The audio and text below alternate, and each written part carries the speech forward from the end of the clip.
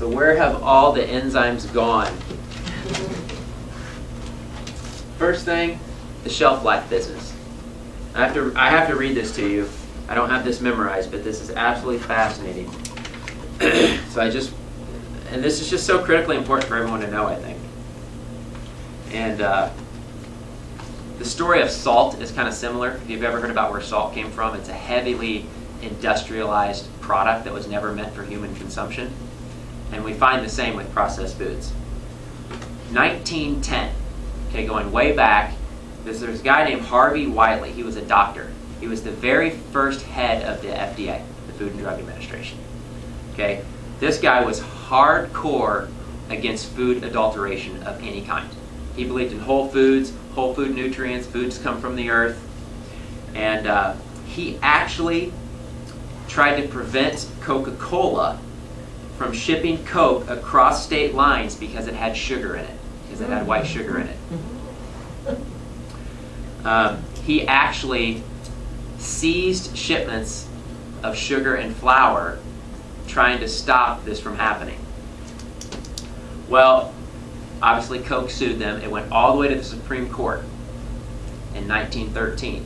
The Supreme Court ruled in favor of Wiley, saying that bleach that they use to bleach flour, that's why they say, you know, unbleached, like it's a good thing when you read the label. Bleach that was used to bleach flour was proven to be an empty filler whose only purpose is to kill bugs and bulk up the flour. 1913, okay? The law was never enforced. It was never reversed. It's still technically, that's still the law, that this stuff is illegal. But the food companies banded together. They kicked Wiley out. They hired a new guy into the FDA. And now we have white flour just like we do today, which is meant basically to kill bugs.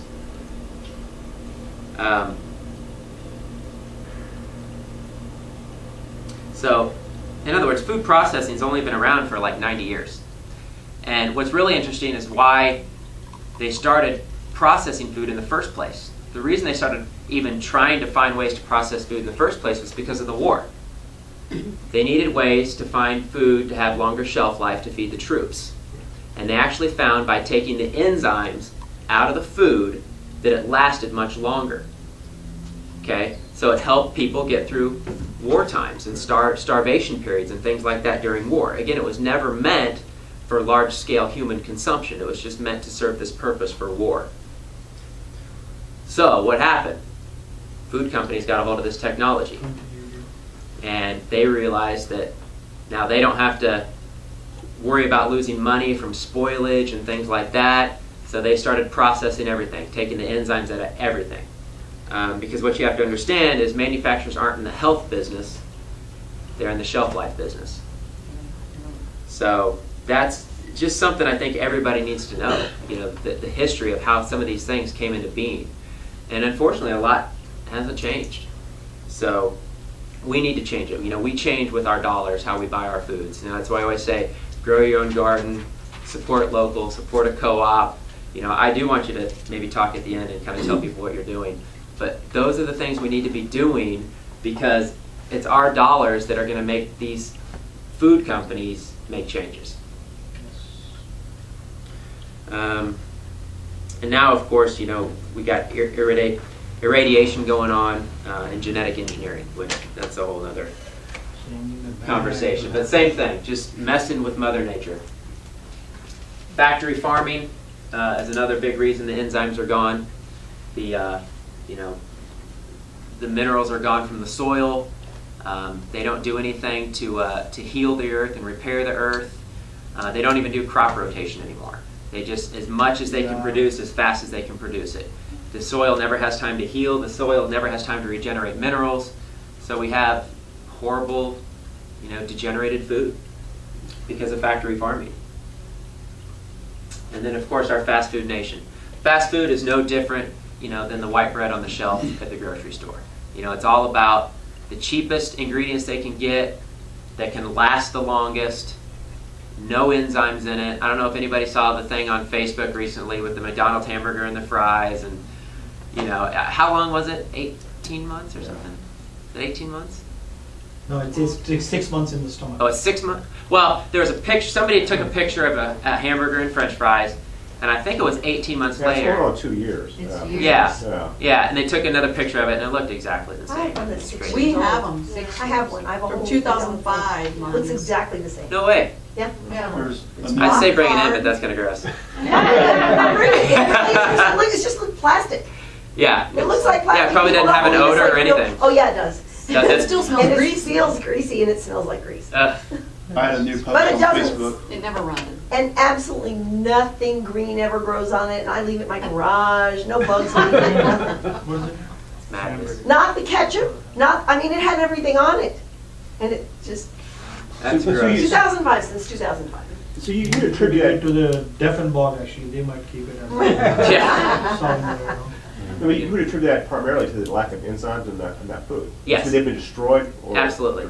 Yeah, because the enzymes, just like I said, that's what makes a fruit ripen. Right. That's what breaks down food. And the hydrogen. See, and that's why the people who eat McDonald's and Taco Bell and Burger Kings, they always have digestion problems. Right. That's why they take And they're always hungry because they never feed their body. It's just Correct. sitting Right. there. And that's why they take those, you know, what the pills, you know, Yep. Tums. Yeah, antacids and things like that, exactly. So, body working overtime causes a deficiency in enzymes over time. All that processed food, the fast food, you eat that McDonald's that never deteriorates, your body's got to find a way to make that deteriorate. And that takes a lot of effort.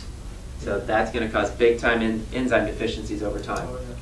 And again, that might not catch up to you it might catch up to you when you're 30, but it might not catch up to you until you're 60.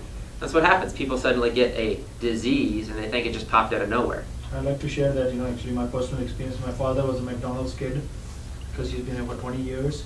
7 bypasses, 2 strokes, and paralyzed on the right side.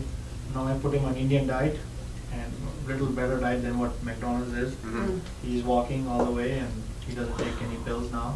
Oh, He's that's fine. awesome. So the diet plan when I put him in, all the medications are gone. He was taking 15 medications in a day. And I asked the doctor, I said, doctor, when you went to school, did they teach you what will these 15 medications decide where to go in the Mhm. stomach? You know, when you tell them to take 15, how do they decide between 15, which one is going to go to the heart and what one is going to go to your lungs? So he said, no, they didn't teach me that. So no doctor can answer that actually. Yeah. That's a How good. is 15 That's a good medications testimony, go though. where, yeah. That's great. And because of it, we're getting diseases of affluence, and we've talked about that in many classes in the past. But the diseases we get in America are heart disease, cancer, and diabetes. Those are all diseases of having too much of whatever we want, whenever we want, processed foods, sugar, 24/7, fast food, being able to just overeat. That's what causes those diseases. And that's why if you study other cultures that don't get those diseases, you understand that it doesn't have to be that way.